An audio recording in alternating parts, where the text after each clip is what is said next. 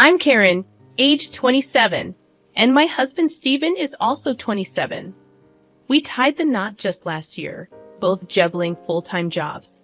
I work as a nurse, and Stephen is in pharmaceutical sales.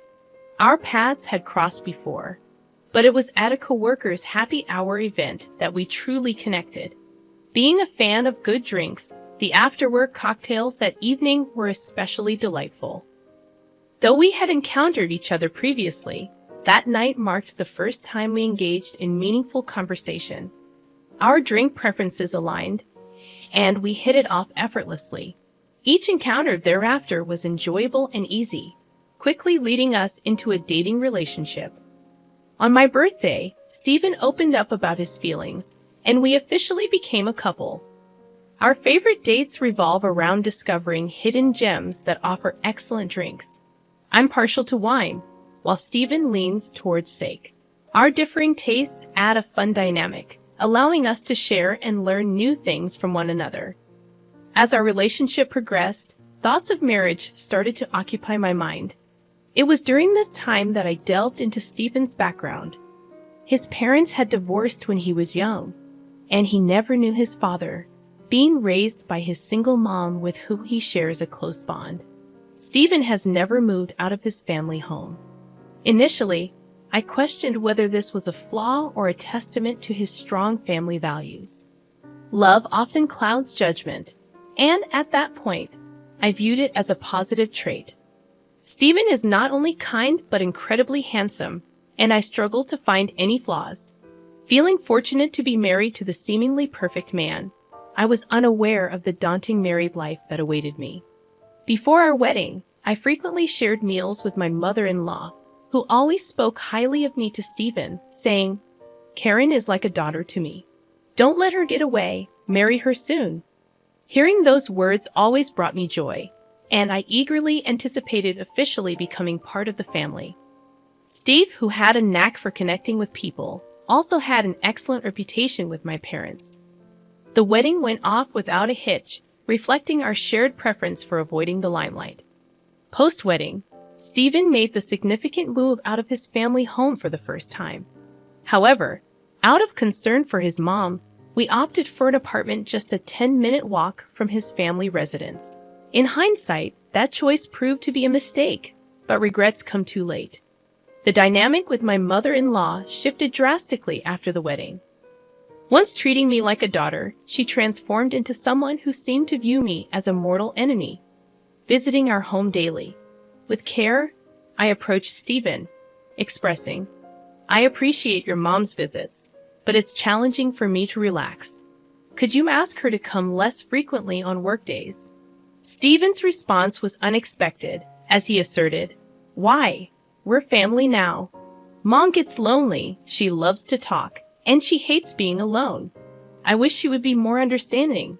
This is my home too, and I can't convey something I don't believe. If you have something to say it yourself. I won't." It was a surprising turn, and Stephen's refusal to consider my perspective left me taken aback. From that day forward, any mention of his mother made Stephen moody, prompting me to withhold my thoughts to avoid further arguments. My mother-in-law took advantage of the situation, and before I realized it, Stephen had given her a spare key. One day, I returned home to find my mother-in-law cooking in our kitchen without permission. Surprised to discover her in my personal space, my tone turned assertive. "What are you doing, mother-in-law? You can't just come in here without asking," she retorted. "What's going on with your fridge? It's practically empty. I have never seen such a lifeless fridge. Do you even cook? Don't tell me you're always buying deli items." Unable to hold back any longer, I responded, "I shop for fresh ingredients daily. I've heard your fridge is always packed like a traffic jam. It's impressive you can manage that. I just bought ingredients today. Sure, we have deli days, but I also cook to save money. And by the way, deli food these days is pretty good. Haven't you ever tried it?" Mother-in-law wasn't backing down. "I'll listen to you. I would rather not have Stephen eat food when we don't even know who made it. This is what happens when he marries an incompetent wife." I should have taught him to be more discerning about women. Sparks ignited between us, and once I began expressing my grievances, words poured out uncontrollably. Do you see the shopping bag, mother-in-law? Not a single deli item in it. I'm busy, so could you please not get in my way? You're not even a guest anymore. You let yourself in. Mother-in-law stormed out, her face flushed with anger. I'll tell Stephen about this. I had more to say, but she left. Despite feeling uncomfortable, I knew I was justified. Shaking off the negative vibes, I focused on cooking pot roast. When Stephen returned home, his face mirrored his mother's anger. What'd you say to Mom? She called me crying. How could you be so cruel when she was just trying to help because you're busy? Baffled, I responded, first off, breaking into someone's home isn't a surprise. And if it is, then a burglar should be forgiven if they call it a surprise, right? This happened because you gave her a spare key. She could have come when one of us was home. It's not only unnecessary, but also intrusive. What about my privacy? I have no intention of apologizing. Stephen looked shocked and with a single word said, please. Can you two just get along? He retreated to his room without eating dinner. Hoping this dispute would make him more considerate, I endured days of minimal communication. Unable to bear the tension, I initiated a conversation saying, what do you want to do going forward? I don't want a relationship where we don't communicate. Let's talk. Finally, Stephen spoke up, saying, Mom's remorseful. She was crying yesterday, worried you would never forgive her. The root cause was me giving her the spare key. I'm sorry, Karen. I didn't care about mother-in-law as long as Stephen understood. That was enough. My weakness showed, and I forgave him. Even though I knew in the back of my mind, my fault is that I forgive. Stephen promptly called his mother, who eagerly came running, visibly relieved to be summoned. Exhausted from the ongoing conflict, I harbored a bad feeling but was willing to give peace a chance. As soon as mother-in-law saw my face, it was as if a switch had been turned on. Oh, I'm so relieved. I thought Karen would never speak to me again. I know I overstepped, and I promised never to do it again. Mother-in-law began speaking in a voice as sweet as if she were addressing a cat. Despite my reservations, she pulled out a mysterious bag from her purse. I met an old friend from college yesterday. She's unbelievably youthful and beautiful. She gave me some Chinese tea. That's her beauty secret. I thought I'd share some with you, not that you need it. My instincts raised concern, but I felt awkward refusing. Stephen whispered, just have 1 cup of tea with her. I'll make sure she leaves as soon as possible.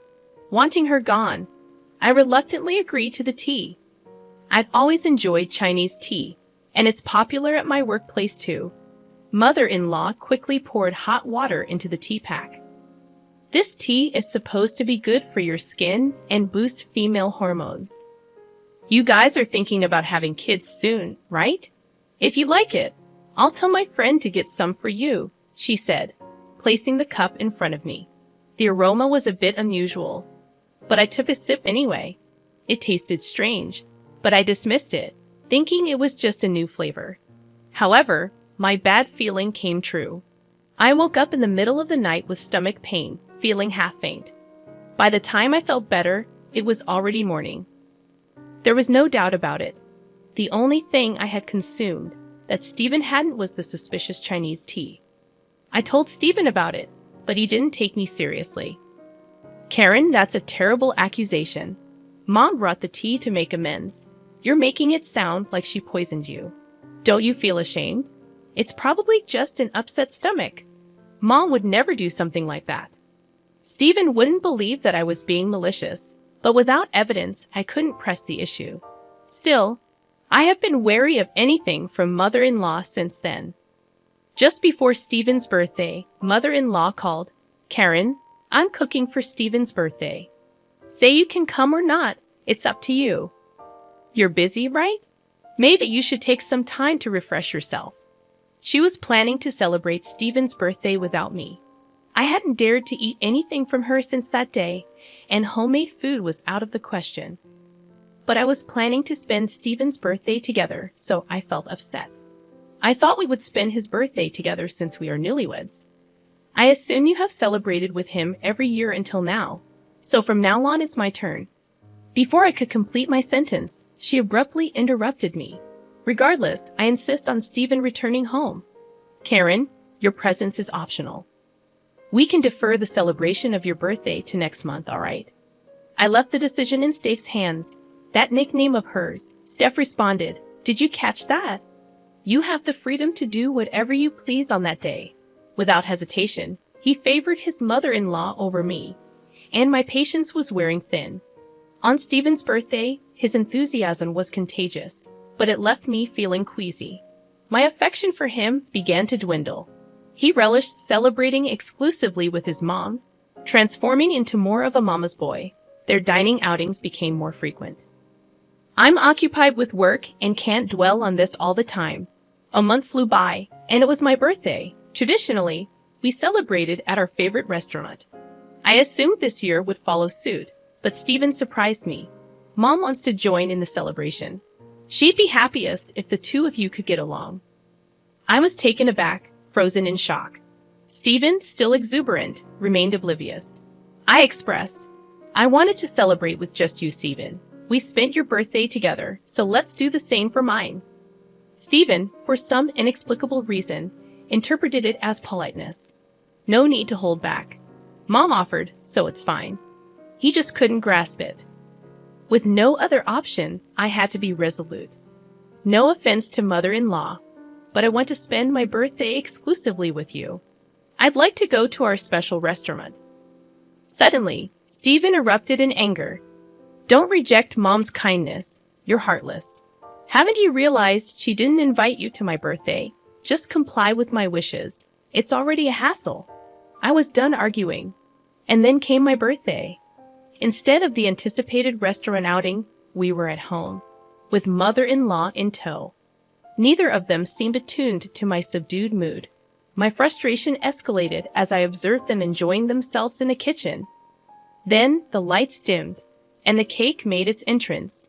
Despite my anger, the cake provided a brief respite before I blew out the candles.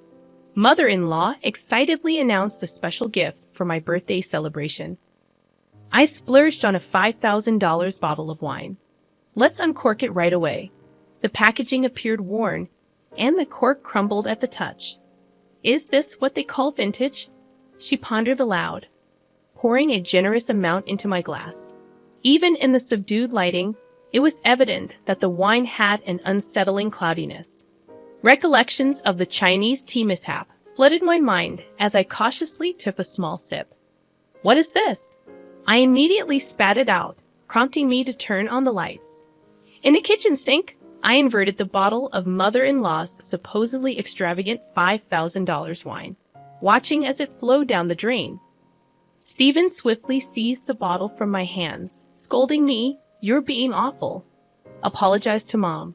"What do you think you're doing?" The anger etched on Stephen's face was unmistakable. Under Stephen's intense gaze, I poured some wine into the glass he was holding. "Can you drink this then?" Stephen appeared puzzled yet resolute as he took a sip. At that precise moment, mother-in-law urgently shouted, "Stephen, don't drink it." Unfortunately, it was too late. He immediately spat it out, exclaiming, "What on earth is this?" Mother-in-law, shocked, took the wine away from Stephen. He questioned, "Mom, where did you get this wine? We need to file a complaint. This is fraud. It's spoiled." Mother-in-law, looking guilty, admitted, "That wine was just sitting in the back of our kitchen. It's 50 years old. I heard on TV that it gains $1,000 in value every year. Vintage wines are supposed to be stored in wine coolers." Upon closer examination, the cork was more deteriorated than initially thought, emitting a moldy odor. Even Stephen couldn't conceal his surprise. What bothered me was mother-in-law's insistence. "Don't drink it." I suspect she knew it was spoiled, but she would never admit it. I couldn't find it in me to forgive mother-in-law for her actions. "Could you please leave? I can't control my emotions. Just go," I implored. Yet even as I spoke, mother-in-law continued to offer excuses to Stephen. I felt invisible, but even she, visibly uncomfortable, hurriedly departed. Once she was gone, Stephen surprised me with his response. Mom doesn't drink, so she wouldn't have known. Thankfully, we didn't offer it to anyone else. Despite everything, Stephen defended mother-in-law as if it were an innocent mistake. In that moment, my feelings for him cooled. My determination against Stephen solidified as he defended mother-in-law despite her actions against me. I had ignored his excessive attachment to his mother for too long. I want a divorce, I declared, presenting Stephen with divorce papers I had kept just in case.